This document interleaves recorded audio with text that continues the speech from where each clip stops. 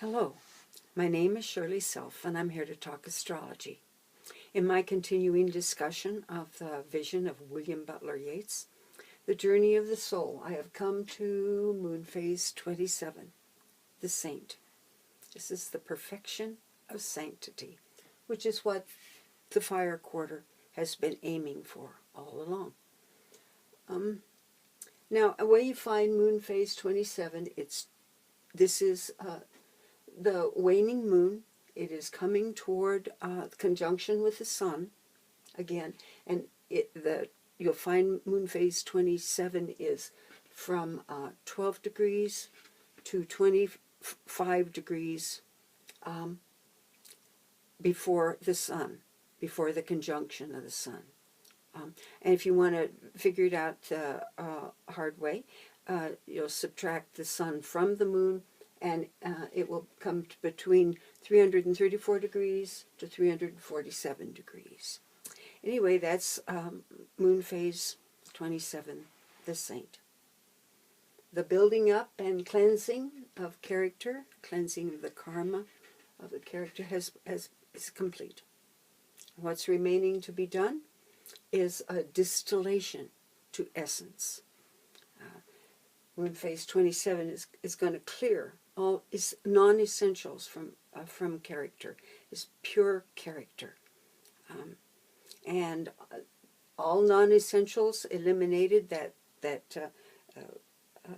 27 can focus and come in and come unencumbered into their center. This is the rectangle of focus and simplification. Simplification here, loss here. So moon phase 27, as with all of these in simplification and focus, all of them endure great losses. The losses tend to be voluntary in 27 and 13, and involuntary in 3 and 17. So when one gets to that hub point, the center, that's where self-knowledge resides. That's where the question between good and evil disappears. This united being here is synthesizing the solar and lunar natures, those polarities. Habitual thinking and pride are all that remain to handicap these people. They need to continue to free themselves from habits of expectation and from beliefs of any kind, because they see so clearly that beliefs are only fog for them. And they need to free themselves so that they can act from that center. 26, learn to see essence. 27 must learn to realize that is that essence. The inner project is distillation to essence. The outer project is simplification to bare necessities.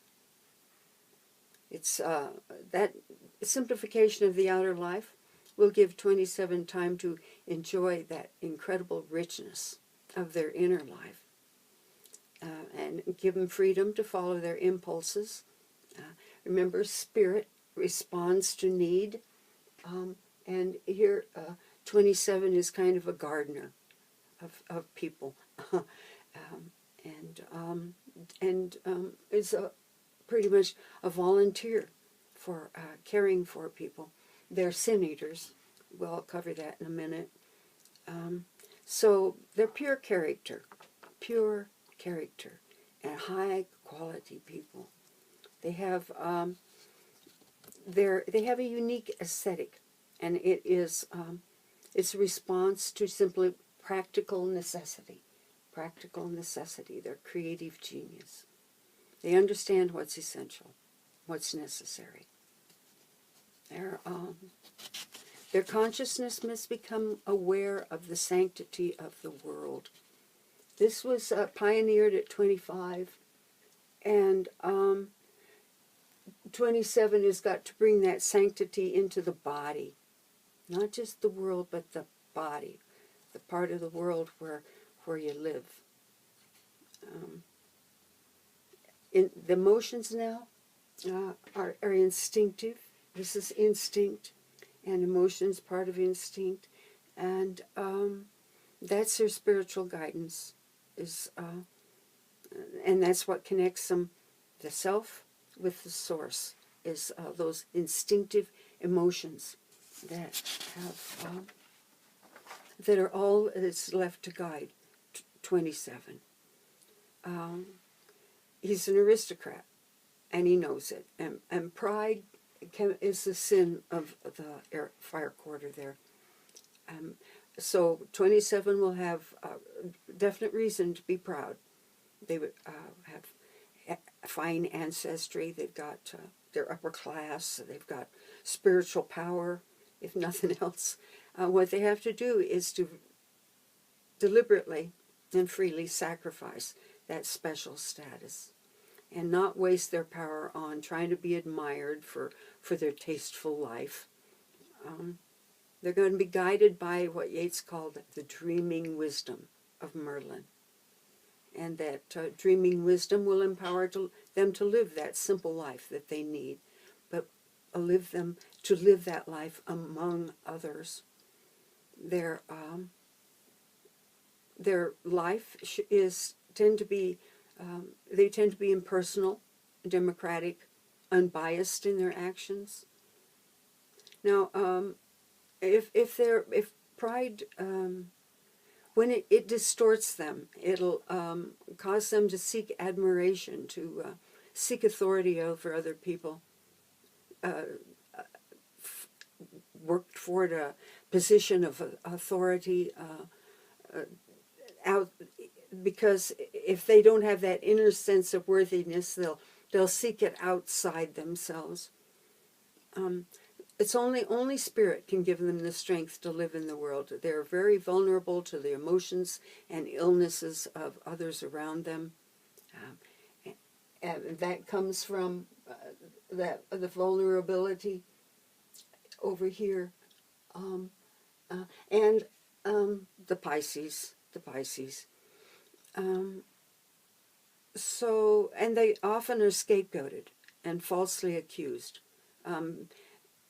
Why, I don't know, but probably, I don't know why that happens to them, but it happens to them.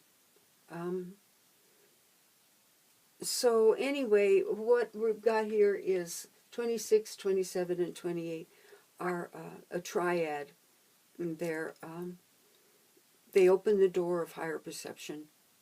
They're powerful healers. They're sin eaters. Their vulnerability to the world. They are healers. Their vulnerability to the world is because they take in that energy, and they have the spiritual capacity to burn that energy out in their heart. So they can take in that negativity and sit in love and burn it out. Now, over here, it's these people can do it too because they're vulnerable to that, and they use that technique called Tonglen, which I think I talked about maybe a couple of times already. So that spiritual power resides in the body. They are filling. They built the Grail. These people are filling it. And here is where the consciousness comes to centered in that Grail. They take in that negative energy, but where they get the power, the body here is, this is body sanity. The body here, it's Taurus, and it knows what it's doing. And given to have a chance, it will help 27 return to balance and health. But that vulnerability, until the 27 becomes aware of their spiritual power, they'll fear the world. They'll try to retreat from the world. Self-doubt and fear smother that healing fire that enables them to deal with their vulnerability to the world. They're sensitive. They're very sensitive. That's their creative genius down here. Their sensitivity to the world. Well, it kind of disgusts them. It traumatizes them. 27 will pity himself for having to endure life among other people. He'll feel so vulnerable that he'll isolate himself from the masses, gated communities. This weak, fearful 27 will be totally insensitive to the pain and feeling of other people's. Remember, insensitivity is an issue over here. And if people are too far back from their spiritual nature, if they're too out of touch with their spiritual nature up here, insensitivity, they just, that's their issue. And it's a curse with them. And their losses. This is while these tend to be voluntary, there's going to be losses in their life, and they're going to feel them deeply. We all have losses in our life. These people seem to have more than usual, or and they take it harder than usual, and so 27 too will take those losses to heart and feel responsible for them. And they can retreat into addiction. Look, we're in Pisces here. And the Cancer decanate of Pisces. Both those signs are vulnerable to addiction, especially the Pisces. Now, because 27 suffers, that's how they develop empathy for others who suffer. And that feeling of empathy is the start of their redemption and their start of coming into their center. There's got to be a deliberate elimination of aversions to the world, prejudices against the world. When they are no longer judging the world, and this is a curse of the mask over here in Virgo, and they're no longer steeped in judgment, then they have incredibly clear perception. They'll be accepting and compassionate. 26 saw into character. You could just see motivation. What 27 sees is they'll see into pure potential. They can see purpose in others in their life. These people, as they progress in their life and their spirit grows, they become more and more humble and grateful and giving. They do not need to touch, see, or hear to know.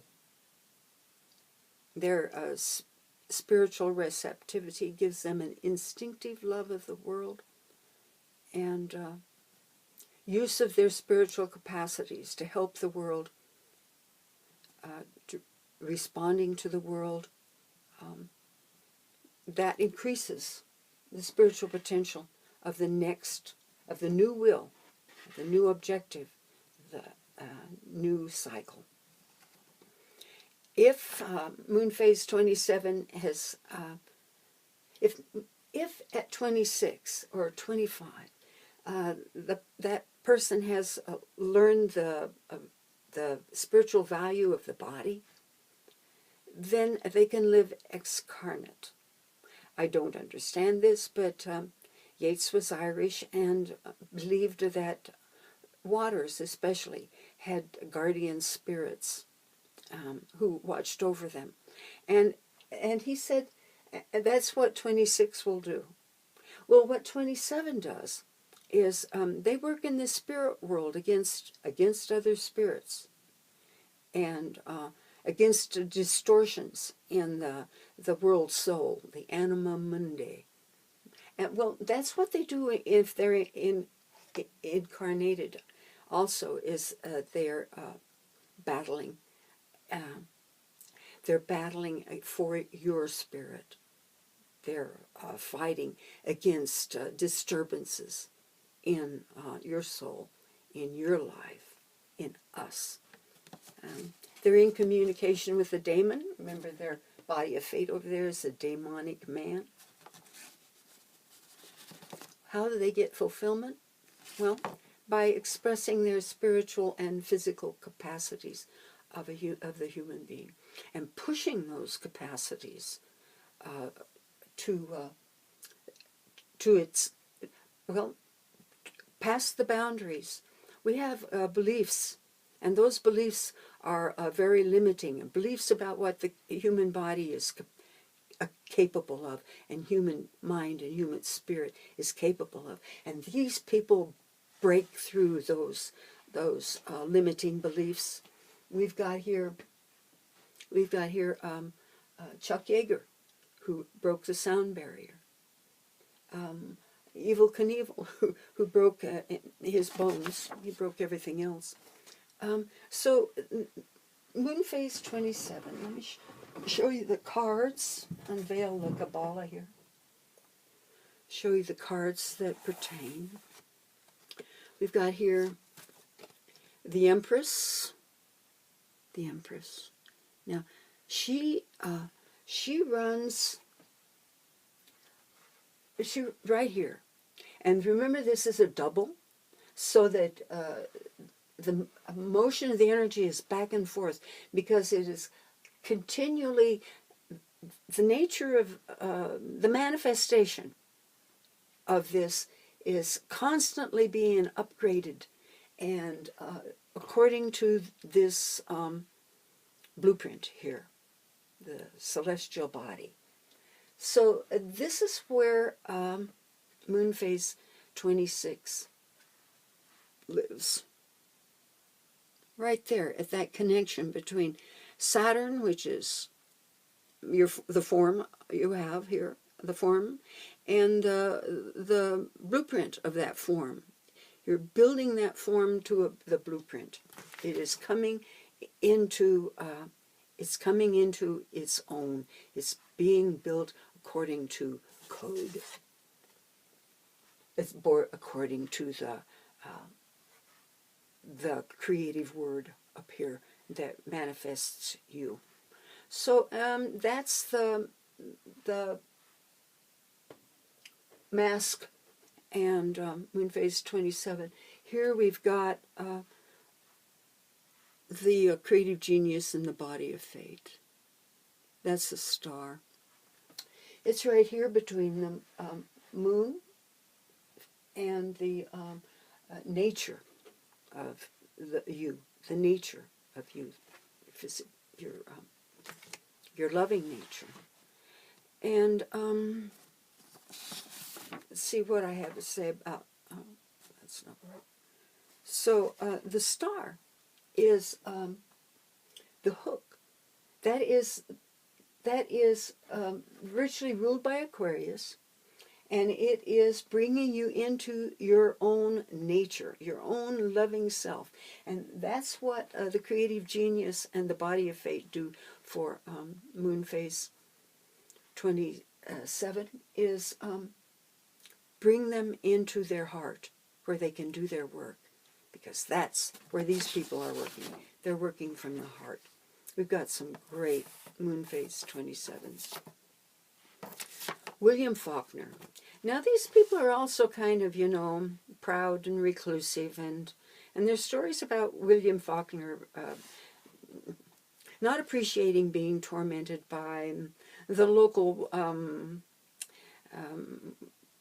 people wanting to interact with the great man. And so he would do obscene things like piss off at his deck as they were approaching in their car. He was he needed to be alone. I mean, what he could do was something he did alone. William Faulkner, Howard Hughes.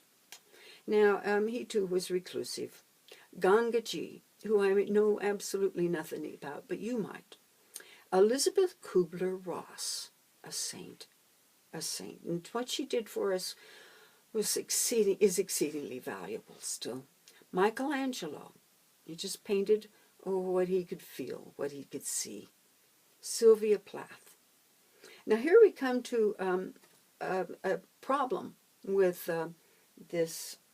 Let me put this back. A problem with this rectangle of loss is that they can just get so concerned about their loss that they lose themselves. And Sylvia Plath killed herself. And we have Sir Ernest Shackleton. Now there was a hero and an exceedingly persistent man and an honorable man. Henry David Thoreau. Camilla. Now Camilla's interesting because Camilla Parker, I don't know if she's Bowles anymore. She's Windsor now. Anyway, remember that moon phase 13, which is Prince Charles over here, they're very limited in who they can tolerate being paired up with. Or should I say, who can tolerate them being paired up. He was originally paired up with moon phase 18, Diana, up here. And this is the emotional person up here. And moon phase 13 needs isolation from that kind of emotionality. And so 18 is not an appropriate mate for 13. But over here, these people are solar enough to let this lunar person do its thing. And so anyway, Camilla, whom Charles fell in love with long ago, was actually the perfect mate for him. Evel Knievel, I already mentioned. Chuck Yeager, I mentioned. And here is my sample here for moon phase 27, the saint. This is Malcolm X. His information, and I do pray that this is hope this is the right time. It feels like it really works well with him, so I'm hoping it's the right time. He was born 19 May in 1925 at 10:25 p.m. in Omaha, Nebraska. His body of fate is up there in the 8th house, giving him a job, giving him what he needed to do. His creative genius was down there in the 2nd house of values. And his values were virtually freedom for his people. Okay, let's start at the beginning. The ascendant is ruled by Saturn, which is ruled by Mars, which is in mutual reception with the moon. So we've got our moon Mars. There is, and the Mars is out of bounds. So it is an exceedingly powerful Mars. And if you didn't believe it was powerful, look at that conjunction it has to Pluto. So the midheaven is ruled by Venus and Mercury, and they are in mutual reception. In this chart, the sun and the moon and the midheaven are all in those late critical degrees, the 29th, 30th degree. Now, notice his Chiron.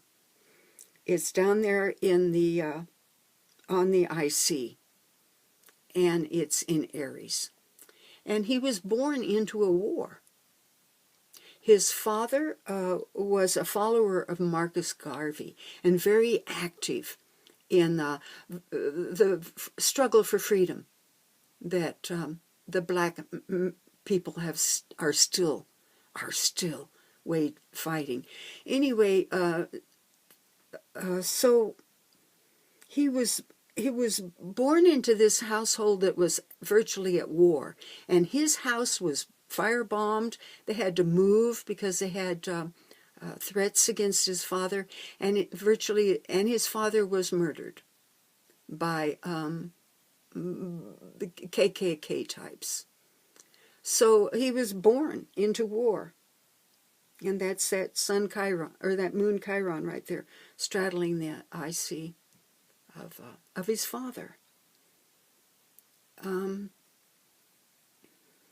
So, and that up there in the 8th house, where his body of fate is, that's what he fought against, is that Neptune in Leo in the 8th house. That's that determined, nasty, scorpionic issues that he had to deal with. This was the world coming at him. This is the world he lived in, who hated him, who thought he was worthless, who didn't want him to be free.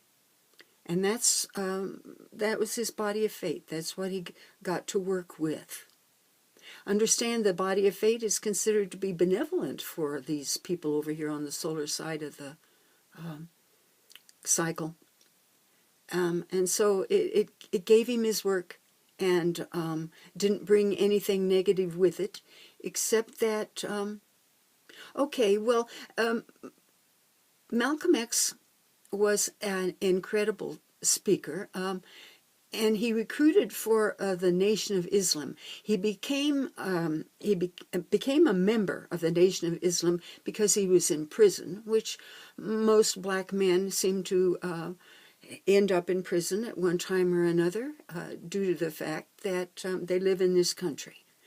So the Nation of Islam was working for a black homeland, and they were virtually fostering hate in the black community, which, you know.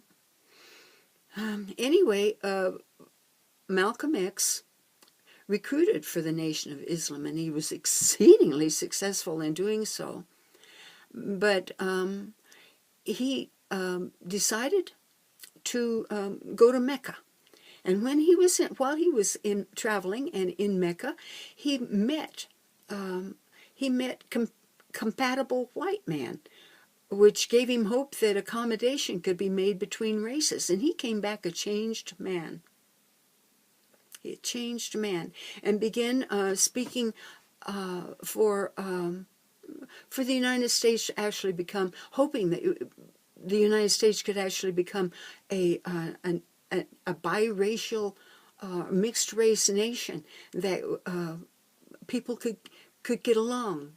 People could get along. Freedom was his issue. It was his creative genius. It was his value. Notice the man has a mystic rectangle.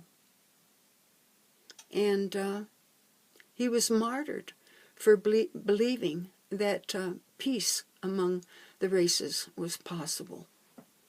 He was a martyr for his cause. So that's kind of the difference between the choice made up here is between spiritual objective and a physical objective. Evel Knievel obviously chose a physical objective. Malcolm X had chosen a spiritual objective. So that's moon phase 27. They tend to be afraid of the world, too vulnerable to the world, and be reclusive because of that. But they're powerful people for good in this world, and once they attune themselves, focus themselves in their center, and where their spiritual energy lives, and they will respond to need. Spirit responds to need. Cancer there. Anyway, that's moon phase 7, and next we will come to the Fool. We've had the Hunchback, the Saint, and the Fool. Now, if you've read any Yeats, you are already familiar with his Hunchback, his saint and his fool. Anyway, I'll be talking to you soon, and I pray that the world has been really good to you. In the meantime, be well.